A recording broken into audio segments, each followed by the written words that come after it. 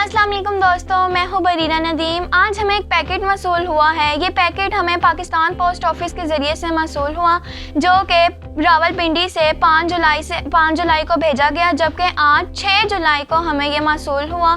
कौन कहते हैं कि Pakistan post office late delivery देता है। चलें आए अब हम इस पैकेट की तरफ चलते हैं। ये पैकेट इससे पहले मैं आपको ये बताना चाहूँगी ये पैकेट हमें किसने भेजा है।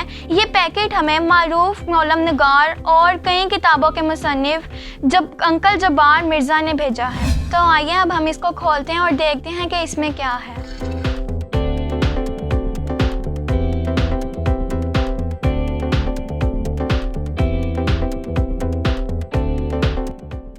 इसमें तो बहुत सारी किताबें हैं। जो ये किताबें खुद अंकल जब्बार मिर्ज़ा की हैं। जो टूट के बिखरा नहीं वो मैं हूँ, जो जहन से उतरा नहीं वो तू है।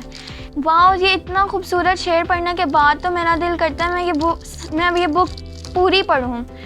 मैं इस बुक से जो मुझे सबक और इल्म हासिल होगा वो मैं आपसे ज़रूर शेयर करूँगी, क्योंकि किताबें पढ़ने से इल्म में इजाफ़ा होता है। मैं अंकल जब्बार मिर्ज़ा का बहुत बहुत शुक्रिया अदा करती हूँ कि उन्होंने हमें ये किताबें भेजी।